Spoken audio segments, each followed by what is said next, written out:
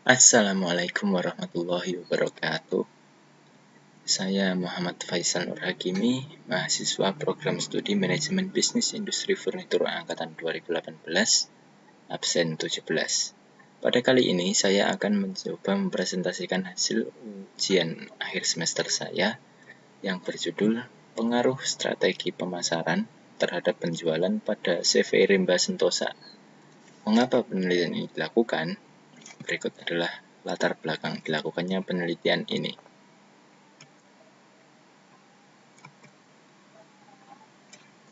Ada 3 poin latar belakang dilakukannya penelitian ini. Yang pertama yaitu perkembangan dan persaingan ekonomi yang semakin pesat. Yang kedua, perusahaan perlu mengetahui dan mengenali kekuatan dan kelemahannya dalam setiap persaingan. Dan yang ketiga adalah strategi pemasaran adalah salah satu strategi yang penting untuk membantu meningkatkan daya saing perusahaan. Poin pertama, perkembangan dan persaingan ekonomi yang semakin pesat. Nah, hal ini akan mendorong perusahaan untuk selalu mampu menghadapi dan mengatasi segala ancaman dan kendala yang ada demi tercapainya tujuan yang telah ditentukan. Untuk mencapai tujuan tersebut, perusahaan juga harus perlu mengetahui dan mengenali kekuatan dan kelemahannya sendiri. Dengan mengetahui potensi-potensi yang ada pada perusahaan tersebut, maka perusahaan dapat menentukan tujuan dengan bijak dan dapat mengevaluasi perusahaan itu sendiri agar menjadi lebih baik ke depannya.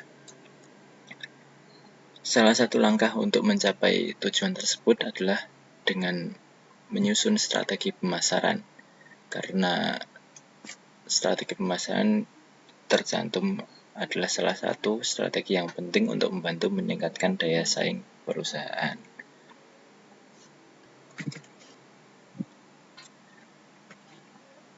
Permasalahan dari penelitian ini adalah 1. Strategi pemasaran apa yang digunakan CV Rimba Sentosa? Yang kedua, apakah strategi pemasaran tersebut dapat meningkatkan penjualan perusahaan? Kemudian, adapun tujuan dilakukannya penelitian ini adalah yang pertama, mengetahui strategi pemasaran yang digunakan oleh CV Rimba Sentosa. Dan yang kedua adalah mengetahui apakah strategi pemasaran tersebut dapat meningkatkan penjualan perusahaan. Peneliti mengharapkan beberapa manfaat dari dilakukannya penelitian ini. Di antaranya, bagi peneliti sendiri sebagai wujud pengimplementasian bidang ilmu yang ditekuni. Di samping itu, penelitian ini juga dapat menambah pengetahuan dan wawasan mengenai strategi pemasaran. Kemudian bagi Politeknik Industri Furnitur dan Pengolahan Kayu, sebagai tambahan referensi penelitian dan sumber informasi dalam bidang manajemen. Kemudian yang ketiga, bagi masyarakat umum, sebagai bahan referensi bacaan bagi khalayak umum dan peneliti yang melakukan penelitian yang sejenis atau terkait.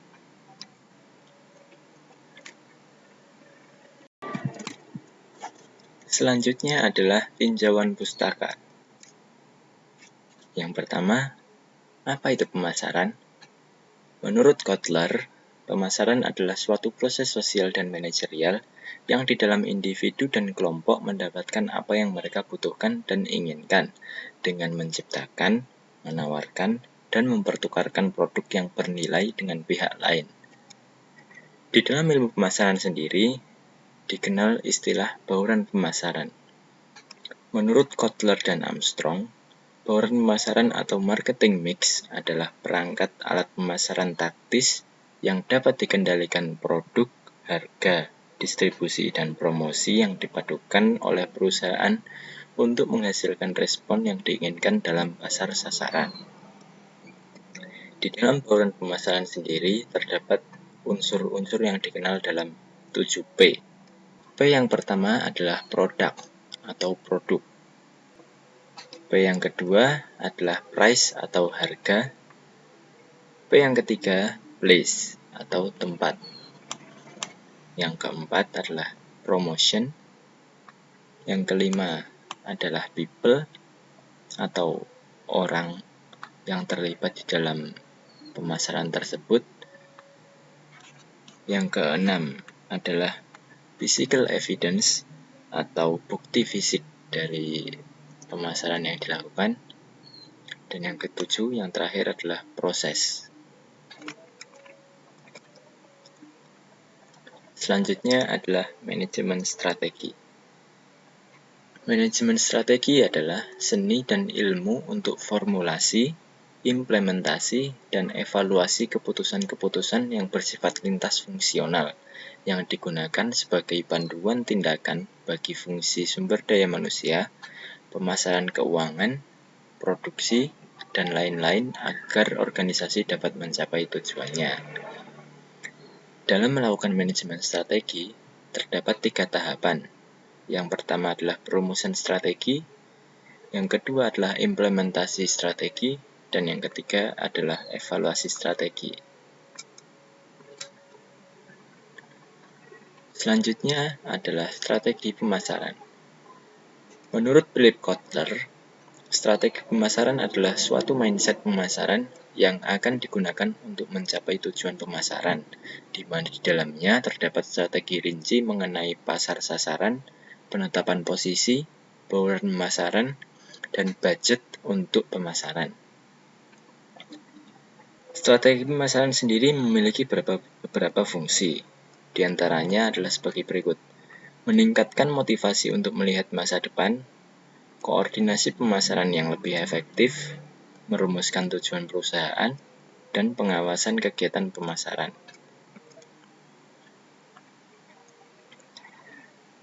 Dalam melakukan strategi pemasaran, terdapat 5 konsep yang perlu dilakukan. Yang pertama adalah segmentasi pasar. Segmentasi pasar adalah perusahaan melakukan pengelompokan pasar dari pasar yang bersifat heterogen menjadi satu kelompok tertentu yang bersifat homogen. Yang kedua adalah penentuan posisi pasar. Perusahaan menentukan posisi pasar yang mana yang akan menjadi sasaran pasarnya. Kemudian yang ketiga adalah strategi memasuki pasar. Setelah menentukan posisi pasar mana yang akan dituju, perusahaan perlu menentukan strategi untuk memasuki pasar tersebut. Yang keempat adalah strategi marketing mix. Di sini merupakan variabel-variabel yang bisa digunakan perusahaan untuk mempengaruhi tanggapan konsumen. Kemudian konsep yang terakhir adalah strategi penentuan waktu. Perusahaan terlebih dahulu melakukan persiapan-persiapan untuk melaksanakan strategi pemasaran yang telah direncanakan tersebut. Selanjutnya adalah metodologi penelitian. Penelitian ini dilakukan melalui analisis SWOT. Analisis SWOT sendiri adalah analisis yang didasarkan pada logika yang dapat memaksimalkan kekuatan dan peluang perusahaan, tetapi di sisi bersamaan juga dapat menekan kelemahan dan ancaman yang ada. Dalam diagram analisis SWOT, terdapat 4 posisi perusahaan, yaitu terbagi menjadi kuadran 1, kuadran 2, kuadran 3, dan kuadran 4. Pada kuadran 1, posisi perusahaan berada pada posisi yang sangat ideal, dikarenakan perusahaan memiliki peluang dan kekuatan yang bisa memaksimalkan perusahaan itu sendiri untuk mencapai tujuannya. Pada kuadran 2, posisi perusahaan masih cukup baik, karena perusahaan memiliki kekuatan yang bagus, akan tetapi memiliki beberapa ancaman yang harus dihadapi. Pada kuadran 3, perusahaan berada di posisi yang tidak terlalu buruk karena perusahaan masih memiliki peluang yang cukup baik, tetapi memiliki kelemahan di segi internal. Sedangkan pada kuadran 4, perusahaan berada di posisi yang sangat tidak ideal karena selain mendapatkan ancaman dari luar, perusahaan juga harus menghadapi masalah-masalah internal yang terjadi. Tempat dan waktu penelitian. Penelitian ini dilakukan di Severimba Sentosa yang berlokasi pada Jalan Patimura nomor 23, Kecamatan Tawangsari, Kabupaten Sukoharjo, Jawa Tengah. Pun pelaksanaan penelitian ini dilakukan selama 4 bulan. Kemudian metode penelitian yang digunakan adalah penelitian kualitatif, di mana penelitian kualitatif menurut Moleong adalah metode penelitian yang digunakan untuk meneliti pada kondisi objek yang alamiah, di mana peneliti menjadi instrumen kunci, teknik pengumpulan data dilakukan secara gabungan, analisis data bersifat induktif, dan hasil penelitian kualitatif lebih menekankan makna daripada generalisasi. Sumber dan jenis data. Pada penelitian ini terdapat dua sumber data, yaitu data primer dan data sekunder. Data primer di sini didapatkan melalui proses wawancara, penyebaran kuesioner terhadap beberapa karyawan perusahaan, dan observasi di lapangan. Sedangkan data sekunder didapatkan dengan membaca berbagai literatur terkait.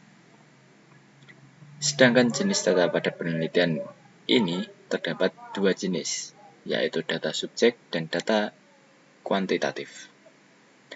Data subjek adalah data yang berupa opini, sikap, karakteristik, atau pengalaman seseorang yang dijadikan narasumber atau informan di dalam penelitian. Sedangkan data kuantitatif adalah data berupa angka atau data kualitatif yang diangkakan. Teknik analisis data. Pada penelitian ini terdapat 3 tahap analisis data. Yang pertama adalah IFAS atau Internal Factors Analysis Strategic. Yang kedua adalah EFAS, External Factors Analysis Strategic. Dan yang terakhir adalah analisis internal dan eksternal. Apa itu IFAS dan EFAS? Menurut Wahyu, IFAS merupakan suatu bentuk analisis strategis dari faktor-faktor internal organisasi atau perusahaan. Sedangkan EFAS adalah suatu bentuk analisis strategis dari faktor-faktor eksternal organisasi atau perusahaan. Nah, di sisi kiri terdapat contoh tabel IFAS. Langkah yang perlu dilakukan dalam menyusun IFAS adalah sebagai berikut. Yang pertama, membuat matrik yang terdiri dari 5 kolom dan 4 baris. Kolom pertama berisi tentang faktor-faktor strategis internal. Pada baris kedua kolom pertama berupa faktor kekuatan dari perusahaan, dan baris ketiga merupakan faktor kelemahan dari perusahaan. Pada kolom kedua diisi dengan bobot masing-masing faktor. Bobot ini berskala dari 0 sampai 1, dan skala ini tergantung pada seberapa besar pengaruh dari faktor tersebut pada perusahaan. Pada kolom ketiga diisi dengan rating dari masing-masing faktor. Rating ini berskala dari 1 sampai 4. Tata cara pengisian rating ini adalah pada faktor kekuatan, faktor yang memiliki pengaruh positif yang besar terhadap perusahaan diberi dengan rating 4. Sedangkan faktor yang memiliki pengaruh positif yang kecil diberi dengan nilai 1. Sedangkan pada kelemahan berlaku berkebalikan. Pada faktor yang memiliki pengaruh negatif yang besar terhadap perusahaan diberi nilai 1, sedangkan pada faktor yang memiliki pengaruh negatif yang kecil diberi nilai 4. Kemudian, pada kolom 4 merupakan skor, di mana skor didapatkan dari hasil kali bobot dengan rating. Selanjutnya, hasil skor ini dijumlahkan untuk memperoleh total skor pembobotan, atau yang pada di contoh tabel ini terdapat nilai IFAS. Kemudian, kolom 5 berisi tentang komentar atau catatan dari masing-masing faktor. Kolom ini dibuat apabila dibutuhkan saja. Selanjutnya, ada contoh tabel EFAS. langkah yang diperlukan dalam menyusun EVAS adalah membuat matriks yang terdiri dari 5 kolom dan 4 baris.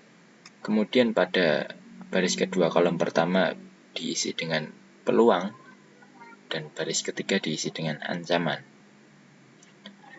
Pada kolom kedua diisi dengan bobot masing-masing faktor. Kemudian pada kolom ketiga diisi dengan rating dari masing-masing faktor. Pada kolom keempat diisi dengan skor, yaitu bobot dikalikan rating. Selanjutnya, hasil skor ini dijumlahkan untuk memperoleh total skor pembobotan. Kolom kelima berisi tentang komentar atau catatan dari masing-masing faktor. Kolom ini dibuat apabila dibutuhkan saja. Setelah menghitung IVAS dan EVAS, dilakukanlah analisis IE atau analisis internal dan eksternal. Wahyu mengemukakan pendapat bahwa untuk menentukan posisi organisasi berada pada kuadran mana, maka sebagai acuannya adalah hasil IVAS dan EVAS. Nah, pada sisi kiri terdapat contoh dari matriks IE. Pada sumbu koordinat X adalah hasil IVAS yang dimulai dari titik 0 dan bergerak ke arah kiri.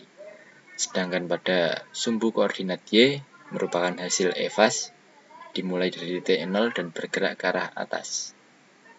Dari matriks IE di sini dapat disimpulkan terdapat 3 strategi, yaitu yang pertama adalah strategi pertumbuhan atau growth. Tujuan strategi perusahaan mengacu pada pencapaian pertumbuhan penjualan, modal, laba, atau gabungan dari semuanya. Pada posisi ini, perusahaan harus bisa memanfaatkan peluang-peluang yang ada dan mengefisienkan biaya yang keluar agar perusahaan dapat bertahan. Kemudian, strategi yang kedua yaitu strategi stabilitas atau stability. Perusahaan yang berada di posisi ini cenderung tidak ada pertumbuhan, tetapi biasanya perusahaan yang berada di posisi ini merupakan perusahaan yang sukses beroperasi pada daya tarik industri menengah. Strategi ini berguna untuk jangka pendek, karena apabila dipergunakan untuk jangka panjang, akan berbahaya bagi perusahaan itu sendiri. Kemudian yang terakhir adalah strategi penciutan atau retrenchment. Strategi ini dilakukan apabila perusahaan memiliki daya saing yang lemah. Posisi ini mengakibatkan kinerja yang buruk, sehingga penjualan pun akan menurun. Apabila berada di posisi ini, perusahaan harus menyusun strategi baru untuk dapat bergerak dan berkembang kembali. Nah, sekian pembahasan saya mengenai hasil ujian akhir semester saya. Semoga bermanfaat. Kurang lebihnya saya mohon maaf. Wassalamualaikum warahmatullahi wabarakatuh.